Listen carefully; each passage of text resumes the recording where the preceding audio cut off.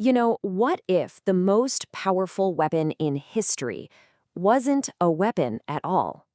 Today, we're going to dive into the story of Mahatma Gandhi, a man who showed the world that a single idea, the idea of peace, could bring a massive empire to its knees. Okay, so just imagine this for a second. You're up against one of the most powerful empires the world has ever seen. The odds? They are completely, totally stacked against you. You want to fight for your freedom? Of course. But you make a radical choice. You decide to leave behind all the usual tools of war. No guns, no armies, absolutely no violence. Your weapon is peace. I know, it sounds impossible, right? But this was the exact strategy of Mahatma Gandhi. He was about to show the world that real courage and sheer determination were way more powerful than any army. So where did this incredible, world-changing idea even come from? You might be picturing a born leader, a natural revolutionary, but Gandhi's story starts in a much more ordinary, almost unlikely way. I mean, if you look at his early life, you would never predict his future. Mohandas Gandhi, born in British-controlled India, was known for being shy and quiet. He wasn't some kind of star student. In fact, he really struggled with public speaking and confidence.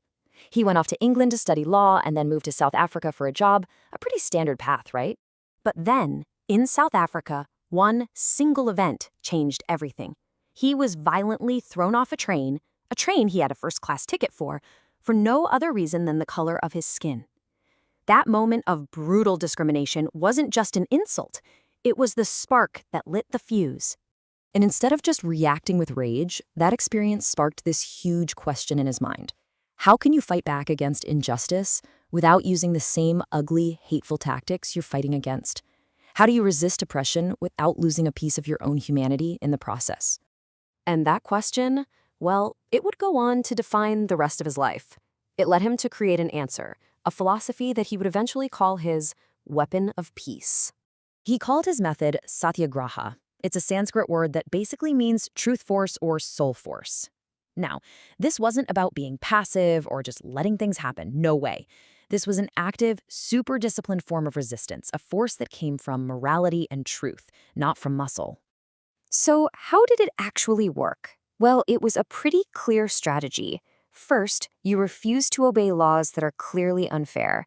Second, you protest, but always, always peacefully.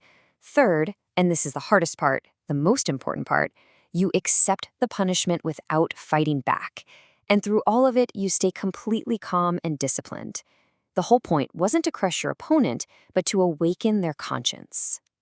So after developing and really testing these ideas for about 20 years in South Africa, Gandhi returned to India in 1915. And there he was ready to face his biggest challenge yet, the fight for India's independence from the British Empire. 240. Just think about that number for a second. That's how many miles Gandhi and his followers walked to the sea back in 1930. And what was their goal? To protest a British law that made it illegal for Indians to collect or sell their own salt. It was such a simple act of defiance, but it grabbed the entire world's attention. And the Salt March was just one piece of a much bigger strategy. He organized these huge boycotts, telling Indians to stop buying British goods and to spin their own cloth instead, a powerful symbol of being self-reliant. He led peaceful marches and pushed for civil disobedience, inspiring millions of people to peacefully break unfair laws, even knowing it could land them in jail. This struggle went on for decades, and it did eventually lead to victory. But that victory came at a huge cost, which brings us to the tragic climax of his story. So he gets back to India in 1915, and the struggle is long. We're talking over 30 years of relentless, peaceful protest. Then, in 1947, it happens. India finally gets its independence from Britain. But the celebration, it was tragically short-lived. Just 1 year later, Gandhi, the man who architected this entire peaceful revolution, was assassinated by an extremist who hated his message of unity. So even though his life ended in violence, his ideas, they were just getting started. Let's take a look at what we can call the Gandhi effect and see why his legacy is still so incredibly powerful today. I mean, this is really the bottom line. This is his ultimate legacy. He helped free a country of hundreds of millions of people without ever raising an army. He proved beyond a shadow of a doubt that a peaceful movement could actually defeat a military empire.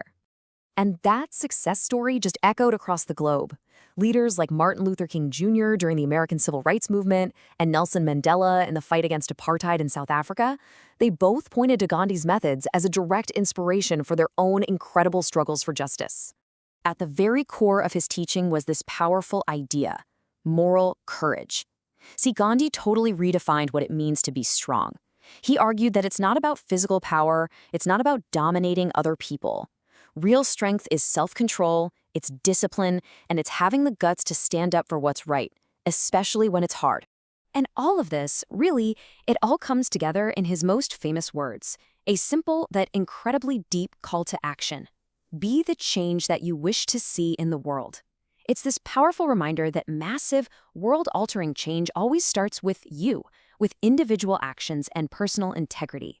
Which brings us right back to the central question of his entire story. What's actually harder, to fight back with anger and force, or to stand strong with discipline and peace? Gandhi was certain that true strength lay in that second choice. And decades after his death, his example is still challenging and inspiring all of us.